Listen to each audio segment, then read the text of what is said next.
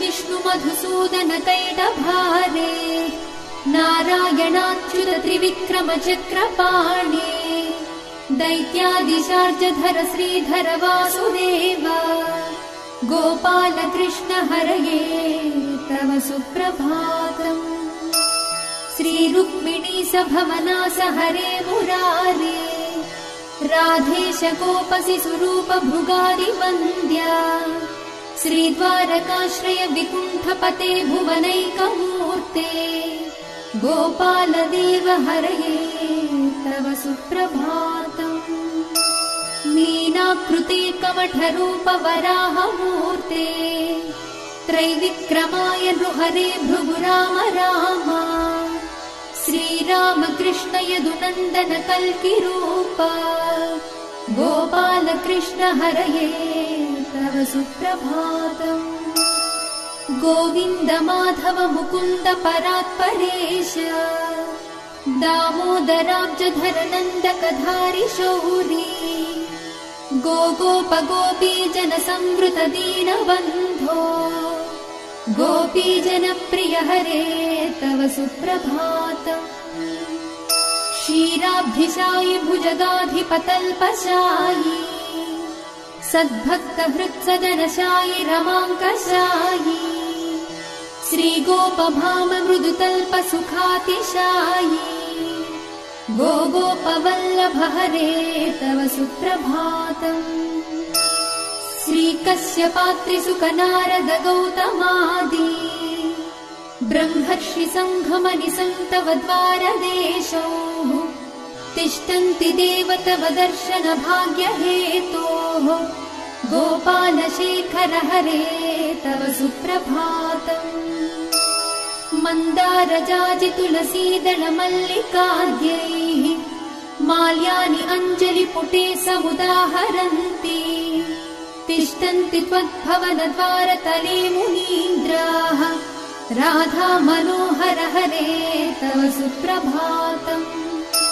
वेदत्रयम् पठति गौतम कण्वमुख्याः गायन्ति सद्गुणगणौ वरदासवर्गाः संकीर्तयन्ति तव नाम कथा विशेषाः श्रीनारदादि ऋषय तव सुप्रभातम्। गोवर्धनोद्धरण गोप किशोर गोप गोपी जनामृत सुवेश भवाब्धिपोत त्रैलोक्यमोहन सुमङ्गल दिव्य देहा श्रीरुक्मिणी सवरदा तव सुप्रभातम्।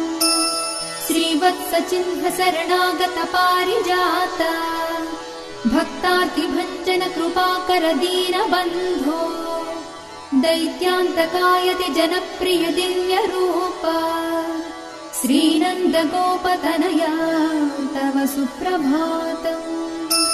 पद्माक्ष पद्ममुख पद्मधरा प्रमेया पद्मालया सहृद पद्मनिवास शौरी पद्मोद्भवादिसुरसेवित पाद पद्मा पद्माधिनाद हरये तव सुप्रभातम्। बृन्दाटवी विहरणाय महेन्द्र वन्द्या कन्दर्पदर्पहर दिव्य सुवेश रूपा चन्द्राननाय सित चन्दन लिप्त देहा गोविन्द यादव हरे तव सुप्रभातम्। श्रीनन्दनन्दन यशोद कुमार धीरा हय्यङ्गवीनदधिचोर सुपुष्पहारा नीलाम्बुदाभसु शरीर रमा विहारा गोपाल देव हरये तव सुप्रभातम्।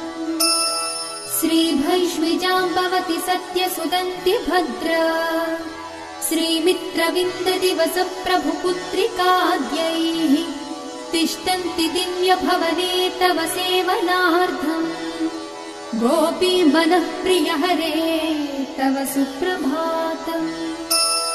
श्रीकृष्ण अच्युत अनन्त मुकुन्द शौरी राधा मनोहर जनार्दन चक्रपाणे नामानि दिव्यमुनयोर्न निसंवदन्ति ब्राह्मी मुहूर्त समये तव सुप्रभातम्।